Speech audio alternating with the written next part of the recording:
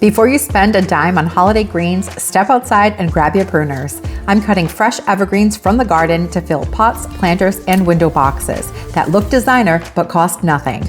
In this video, I'll show you exactly how to create them. You keep me wondering, is our love strong? Just like Hi, it's Steph, and if you've been around my channel for a while, you know that each year during the holiday season, I love to create these beautiful containers for my front porch and over by my shed in the backyard. So I am going to show you what I used in this year's arrangements. So of course the pots already had soil in them, so I just had to remove all of the annuals that were growing in them, and then I had a fresh start. I went ahead and cut some evergreens from my garden, and this is what I used in the containers. So in the back here, I have some white pine. I have tons of white pine in my garden. I also used some blue owl juniper to provide this really pretty blue color. The goal when I'm creating or building my containers is always to use contrasting colors and texture evergreens because it really provides a lot of visual interest. I then added some yellow, which I love to use gold evergreens in the garden, and this is an old gold juniper. Sort of has a spiky shape, which I think looks really nice on the edges of the container here. And in the front, I used another one of my favorite gold evergreens, and this is a gold mop cypress. And it has a really pretty draping habit, so I think it looks really pretty draping over the edge of the front of this container. As a final touch, I added some winterberry that I was able to get from a friend's garden, and this pop of red really brings out the holiday in these containers. And even after Christmas is over, I can remove the winterberry, which at that point the birds have mostly eaten all of the berries, and I will still have a really pretty winter arrangement that will carry me through at least the end of January. What I love about winter arrangements is that they stay fresh for a really long time with little to no effort. I usually just water the soil once I stick in my cut greens, and I don't use any kind of wilt stop or anything. They just stay fresh naturally because the temperatures are cooler and Mother Nature provides water for them.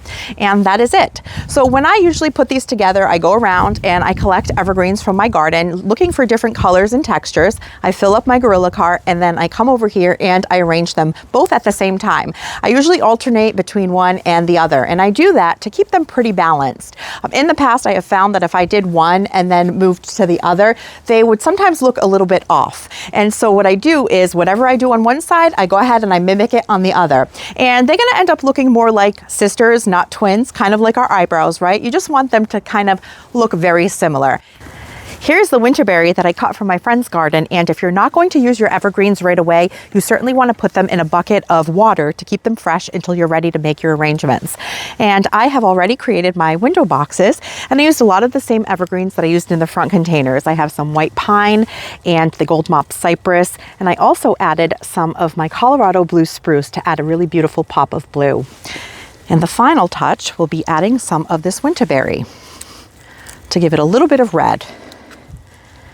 And then this evening, I'm going to add some string lights for a little bit of twinkle. So I'm really happy with the way this year's arrangements turned out. And the thing with this type of project is that each year they will look a little bit different depending on what you cut from your garden and how you arrange them. But I haven't shown you yet how I cut and forage these evergreens from my garden and what my process is. So here's that footage. When I'm cutting from this yellow shrub here, I want to make sure that I get the most golden color, which means the parts that get the most sun.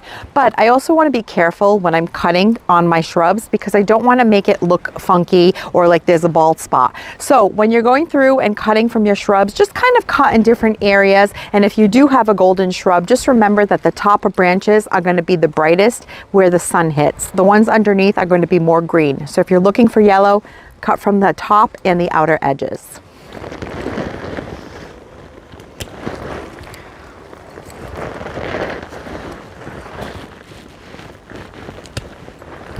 Here is an example of what I mean by getting different colors and different textures. Here is the gold juniper that I just cut earlier, and here I have a mugo pine that is a beautiful shade of green, and this here is a blue owl juniper that has a really gorgeous blue color. So I am not going to cut on my mugo pine because it isn't big enough yet, but I am going to cut on this blue-gray owl juniper because it has gotten really large and has really beautiful texture and color.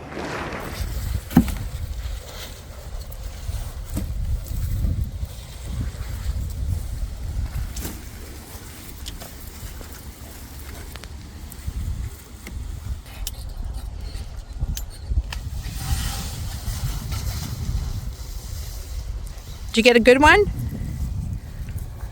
That'll do. Thank you.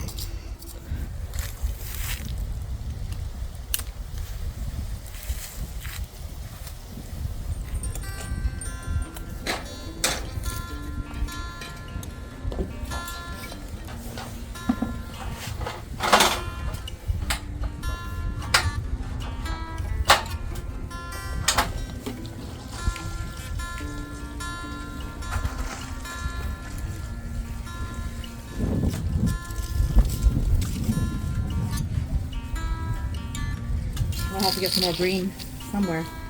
Use my hinoki. I wonder if you can help me to get this up.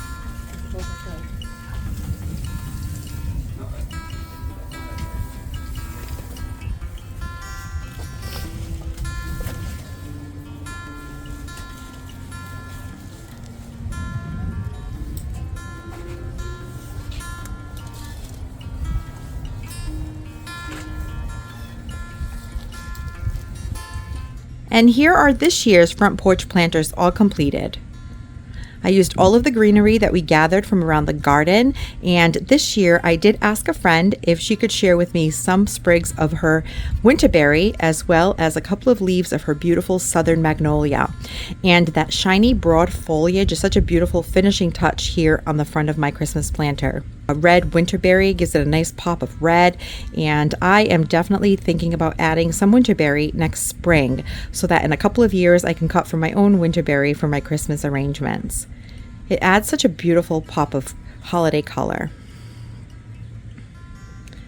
Now you could get the same broadleaf texture as this magnolia here with something like a rhododendron, and it just adds a really nice contrast.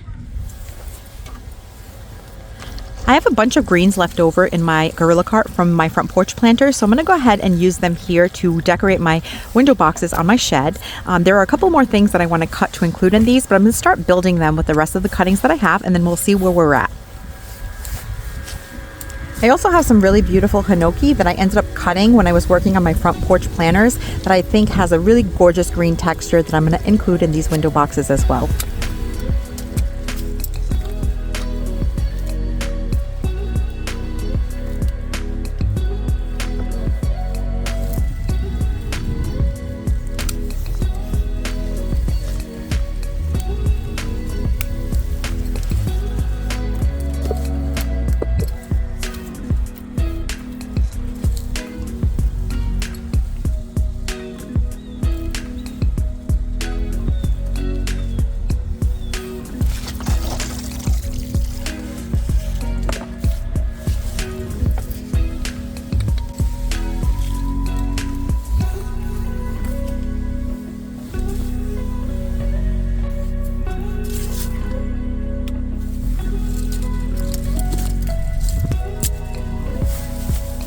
And here is my shed window box all completed.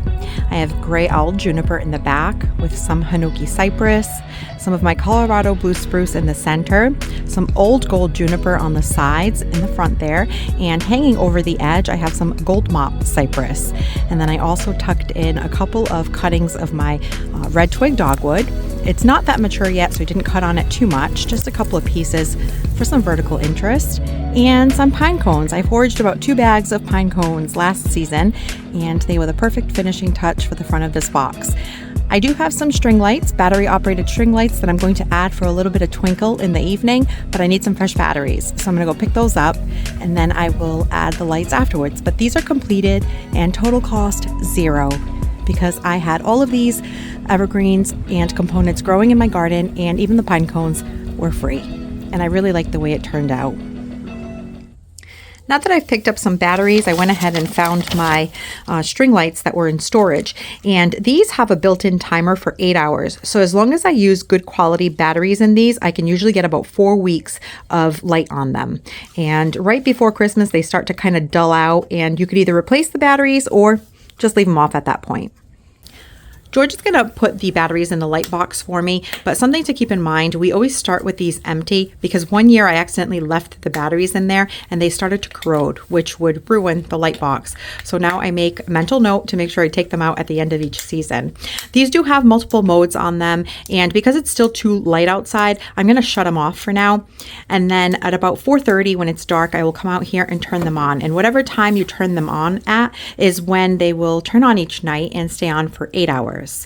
If this is something that you're interested in, I do have them linked in my Amazon store, and I will leave the link in the description of this video below.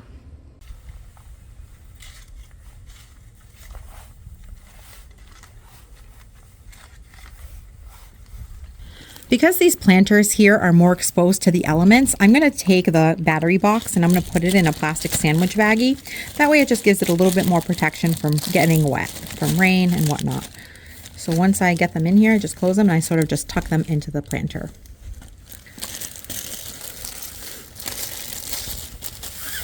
Here's how I decorate the lanterns that I have here on the porch. A couple of them do have some of those LED pillar candles in them, but a couple of them were just plain solid black wrought iron lanterns that I threw some Christmas ornaments and some pine cones in them, and they give them a bit of a festive feel. So tell me, have you ever cut greens from your garden to do your holiday planters and arrangements? If not, I hope that I've inspired you to give it a try. It's really easy and lots of fun, and each year you can create a different arrangement depending on what you cut and how you arrange them in your containers. So they can always look different. And also, we had a beautiful, productive day out here. We were able to get all of the outside decorations done. Now we have to work on the inside, but that will be for another day. My son also was able to get all of his Christmas inflatables up, and so this evening, when it gets a little bit darker, I will come out here and I will show you what the porch looks like lit up, as well as the inflatables. Thank you so much for spending your time with me, and I'll catch you in the next one.